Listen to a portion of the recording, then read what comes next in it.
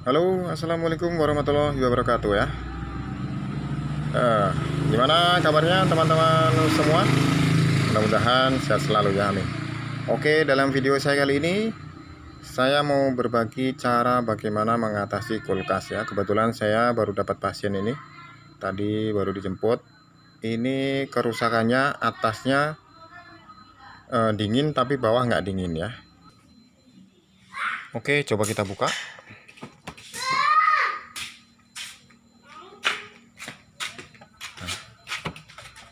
Biasanya kalau atas dingin, bawahnya nggak dingin itu terjadi penyumbatan sirkulasi udara dingin ke ruang bawah sini ya, yang ini. Nah, biasanya sumbatannya itu karena es, ada terjadi es batu seperti ini. Jadi kalau es batu itu sampai keluar, membeku sampai seperti ini di luar ya. Nah, seperti ini. Ini biasanya ada masalah di bagian evaporatornya ya. Nah, masalahnya apa?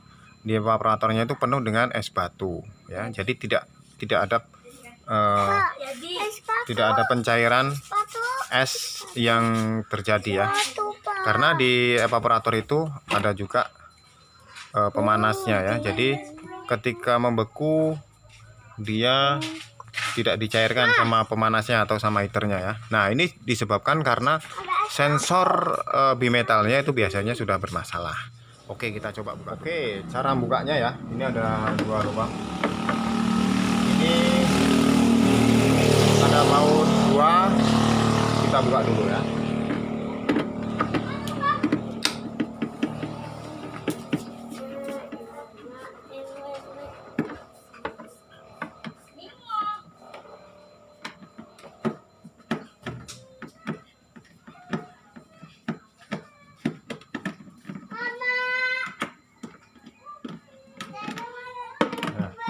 Kalau sudah dibuka, langsung kita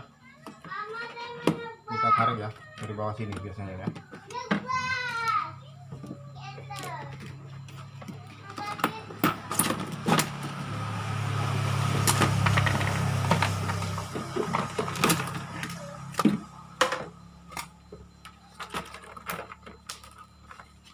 Nah, oke.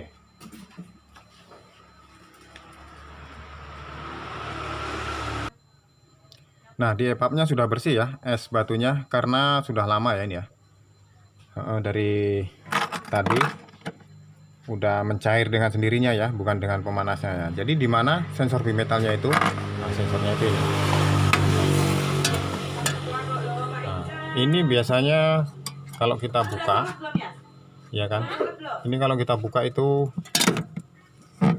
biasanya sudah berkarat ya. Jadi sistem kerja ini kalau dia udah dingin, settingannya udah dingin banget, ini sama dengan saklar sistem kerjanya ya. Kalau udah dingin dia akan nyambung, kalau dinginnya sudah berkurang dia akan putus. Jadi ini putus dan menyambung tegangan yang masuk ke heater. Nah, heaternya itu yang mana? Heaternya itu salurannya ini. Dia pakai heaternya seperti kabel ya, ada di sini. Dia heaternya ada tiga macam. Ada yang bentuknya seperti kabel seperti ini, ada juga yang menggunakan pipa di dalam ini, ngikut ke apa ini, ke bentuk sirkulasi pipanya ini. Ada juga yang bentuk filamen ya, di bawahnya sini. Nah, ini kebetulan ini bentuknya menggunakan yang seperti kabel ya. Jadi pemanasnya itu seperti kabel, seperti pemanas ini rice cooker ya, untuk penghangatnya itu. Oke, kita coba buka dulu ya, kita lepas dulu. Oke, kita lepas ya, dengan kita potong saja, karena sebenarnya menggunakan soket ini. Nah, biasanya kalau ini sudah agak buram dalamnya ya, apalagi ada keringatnya seperti ini ada keringatnya ya. Nah, ada airnya di dalam ini, biasanya ini udah bermasalah nih, dan dalamnya biasanya kosong ya. Coba kita buka. Oke, biasanya kalau kita lepas kemudian dalamnya ada airnya seperti ini ya. Nah, ini biasanya sudah bermasalah nih bimetalnya ya ini. Nah, ini sama dengan relay sebenarnya, cuman dia hidup matinya itu berdasarkan suhu dingin ya. Kita coba buka ya.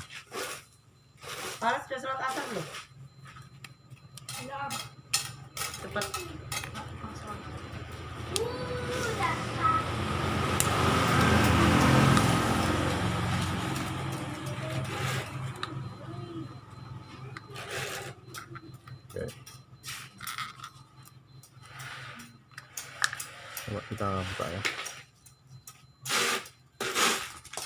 karena ini udah nggak bisa dipakai lagi ya, jadi harus ganti nanti.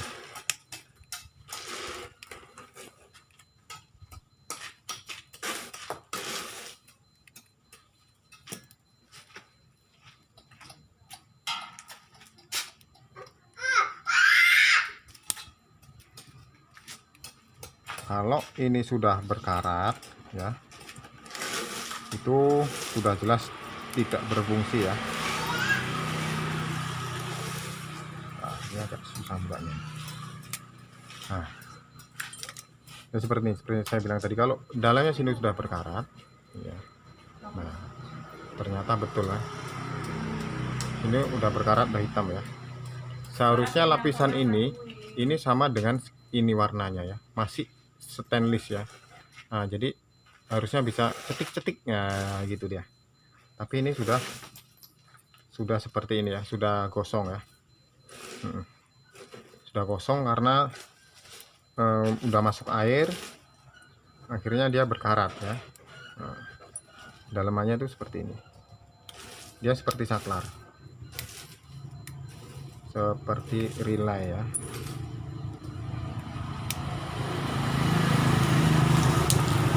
Nah, ini dia, ada saklarnya di dalam. Tetapi karena plat bimetalnya ini tadi yang sudah nggak bagus bahannya ya, karena pengaruh dari karat ini, itu akhirnya dia nggak bekerja ya, walaupun sudah dapat suhu dingin. Nah, solusinya kita ganti dengan yang baru.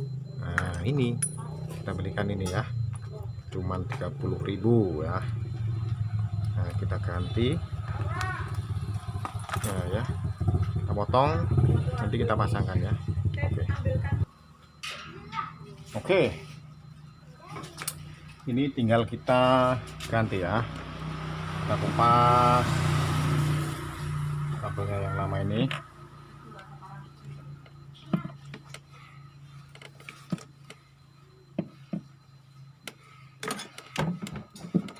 Nanti kita ganti dengan yang baru ya, bimetalnya ya. Jadi kalau ini kepanjangan kita potong saja ya.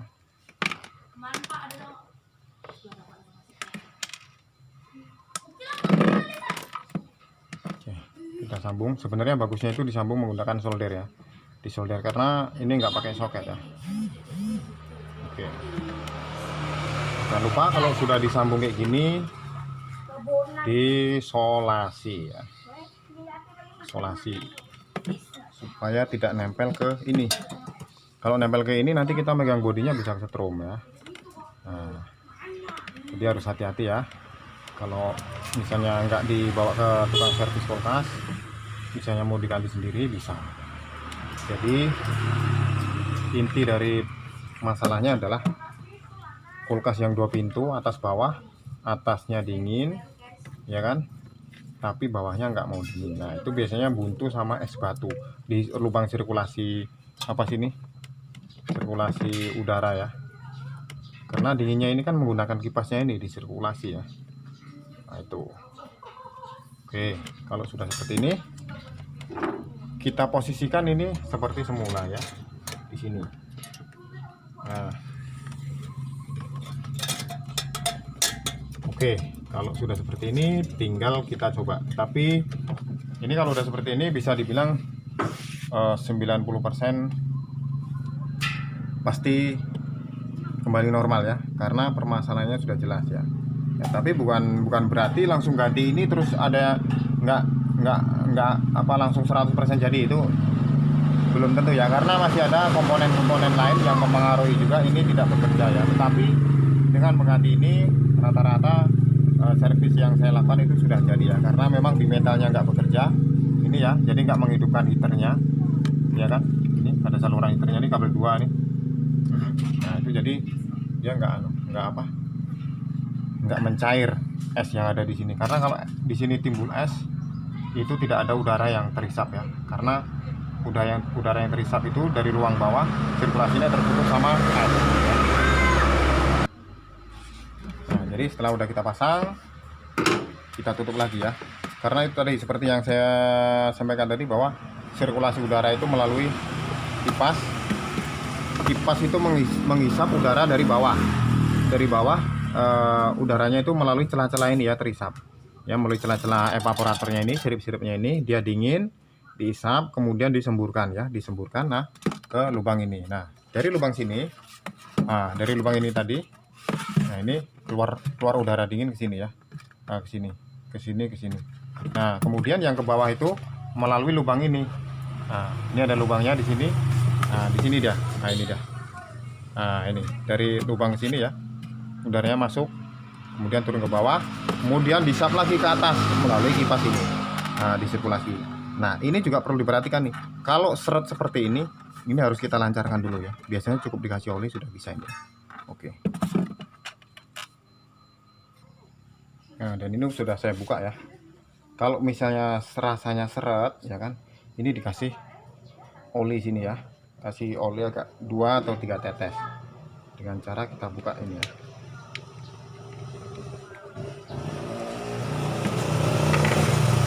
Sebenarnya jarang sih ya terjadi seret, itu jarang. Cuman dalam kondisi tertentu dengan umur pemakaian biasanya juga pengaruh ya, karena dia posisinya kan mutar terus nih 24 jam. Nah, di bosnya sana kita kasih oli, kemudian juga yang sebelah sini juga kita kasih oli ya. Oke, saya cari oli dulu. Oke, sudah saya kasih oli, tinggal kita tes. Oke, sudah lancar, tinggal kita tes hidupnya dulu ya. Oke, ini udah lancar ya.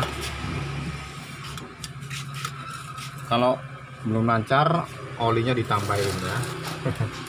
Oke, tinggal kita kunci ya. Kunci.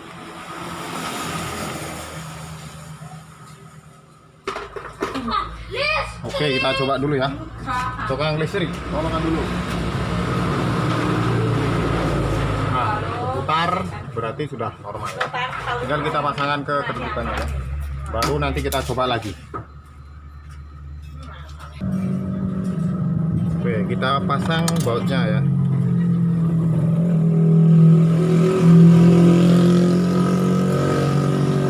Maaf, rumah saya dekat jalan ya, pas pinggir jalan, jadi banyak suara motor lewat. Oke, setelah udah kita pasang ya, udah kita bautkan ini.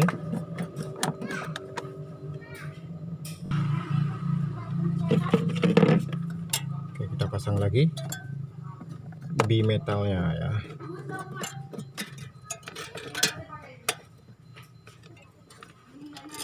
Oke, tinggal kita coba. Nanti mulainya dingin itu dari sini ya, dari kapiler ini, dari ujung kapiler ini sirkulasi ke sini ya.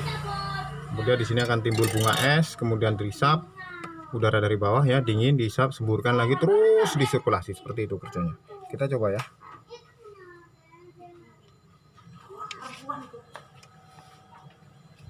Oke, itu sudah berputar. Nah, kalau udah seperti ini tinggal kita cek ya. Kita cek, biasanya sini mulai dinginnya itu dari sini ya. Sekitar 30 detik nanti sini akan terasa ya. Nah, ini sudah mulai dingin. Nanti kan timbul di sini bunga es atau semacam salju ya. Lama-lama kan jadi putih nih karena ada esnya ya. Ini sudah lengket. Nah, berarti seperti ini sudah bagus ya. Oke.